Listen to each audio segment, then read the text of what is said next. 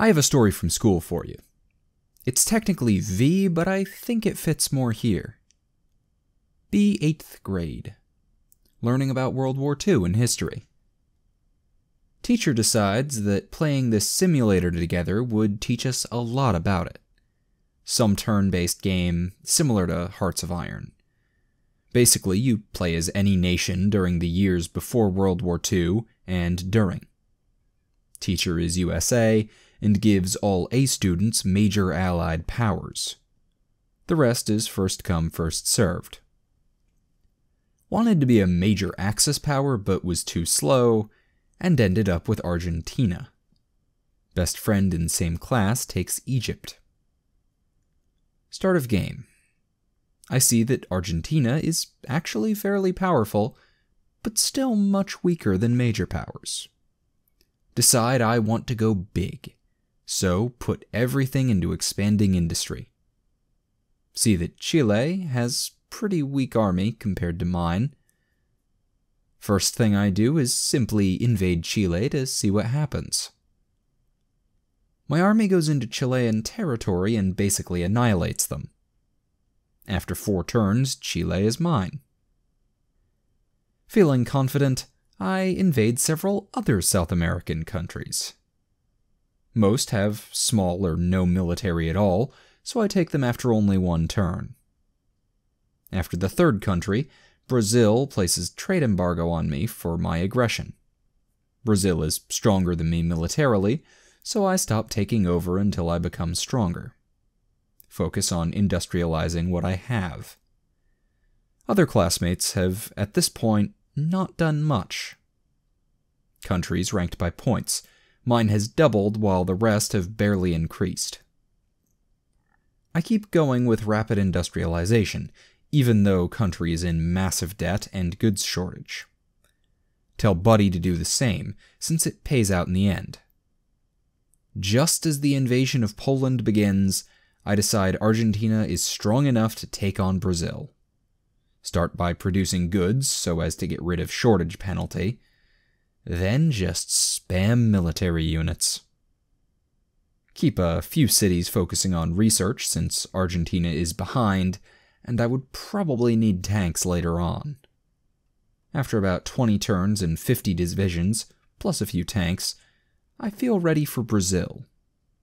Just mass all the units at southern Brazil and push upwards. Brazil holds out for a while, but still loses, since I have about 3 times his infantry plus tanks. After Brazil, the rest of South America follows.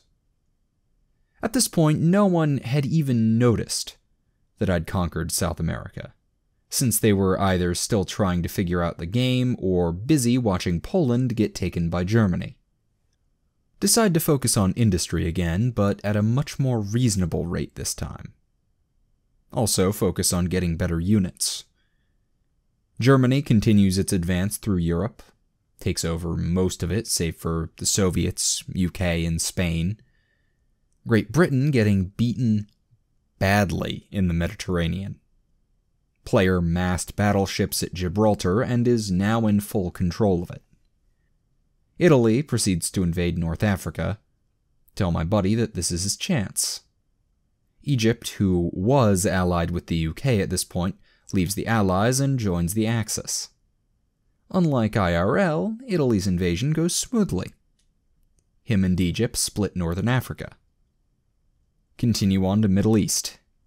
Egypt has okay industry, but still lagging behind me. Decides to use industry to pump out massive amounts of infantry. With Italy giving air and artillery support, Middle East falls pretty quickly as well. Still 1941, but Axis much more powerful than how they were IRL. At this point, teacher thinks they have become too strong. He tells the Soviet Union to attack, even though Germany had done nothing to them at this point. Soviet army is big, but is stopped nonetheless. It's clear even the Soviets will lose, so obviously teacher is going to jump in as USA pretty soon. Axis players were generally better, save for Japan, who was getting his ass kicked by China. But Allied were more powerful. USA is especially powerful, enough to probably take on the Axis alone even now. Decide that I can't let Axis lose. Proceed to mass units. Planes, tanks, infantry, battleships, etc. Use some of the troops to take over Central America and Mexico, while I wait for overall number to grow. Central America goes down easy, save for this one part that America controlled, which I avoided. Mexico is actually fairly strong, but I have a pretty good tech at this point. Use planes and tanks to take him out. Teacher actually notices how big Argentina is. Only says, "Good that you're liking the game, Anon." Not long after Mexico falls to me, something big happens in Europe. Spain, who had at this point joined the Axis, had a massive invasion from the sea by USA. This was all happening before Pearl Harbor, so no reason for the US to attack yet. Some people tell the teacher this, but he just replies that the Axis has become too strong in Europe, and the USA wouldn't allow this. Huge army with highest tech units in game. Spain was good, but there's nothing he could do. Big fleet goes into Mediterranean, attacks the German fleet easily. Proceeds to invade North Africa as well. It's smaller than the European invasion force, but still big. Pretty much only Egypt and some Italian forces there. Egypt has a few tanks and lots of infantry, but not much more. Doesn't look like he would survive long without help. Now is the time to act. While all this had happened, I had been loading all of my units into transports and escorting them across the ocean. My fleet is pretty big, but no match for the American fleet, so I can't go to Egypt yet. Decide to go help Axis in Europe instead. I decide to land in northern France and go help Germany and Italy to the south. Landing goes well, I declare for Axis and easily destroy the few American ships that blockaded Europe. With my help, not only is the invasion stopped, but it turns into an offensive. USA stops sending reinforcements everywhere except Spain. Massive battle happens, hundreds of tanks, more than 1,000 divisions, and more units coming in from both sides. Since USA fleet now covered Spain, with many more ships, I couldn't help them more. Still produce land units. After a while, I have a pretty big army back in South America. Since they can't go to Europe, I decide to take on continental US. Usually, this is a pretty bad idea, since US was heavily fortified, and it would take a lot of units to even break the border. But at the moment, I had a huge army just waiting to be deployed. Move up troops to Mexico. US doesn't notice, and I quietly have my whole army there. All of them attacks the south. Since US sends most of their soldiers to Europe, the place didn't have as much units as I expected.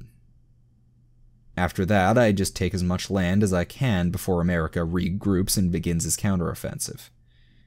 Managed to take over 10 states before his army comes. He has both tech and numbers on his side, so now I can't win. But since my attack, almost all reinforcement abroad has stopped. He panicked after I attacked the states itself and focused everything on me. I look over at North Africa and see that Egypt is in the process of retaking what the Americans took. Spain still has a huge US army, but now that he's focusing on me, the Axis should be able to get some breathing room to fight back. It doesn't take long for the US to take back his land. He doesn't stop there either, but continues down.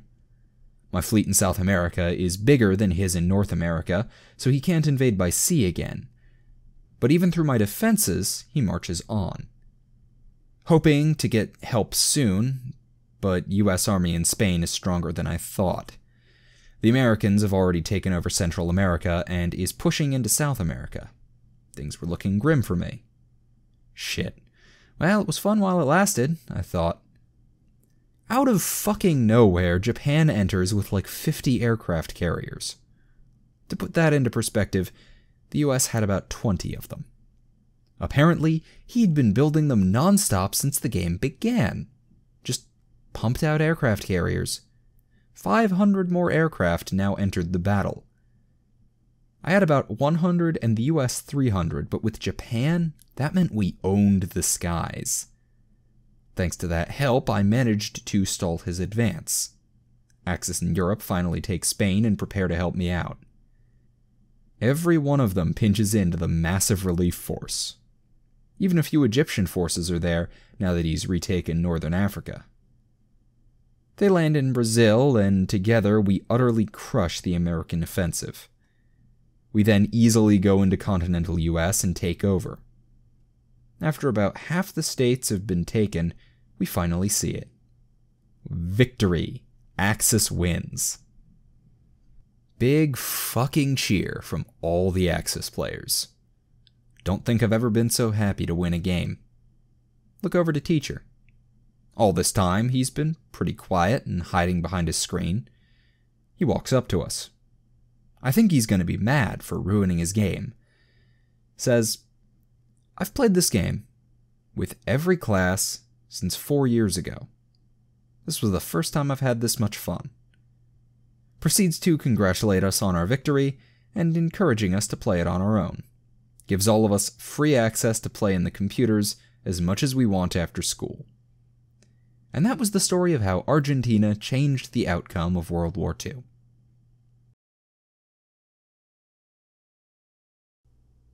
This recording has been brought to you by my kind supporters over on Patreon. Thank you all for your support.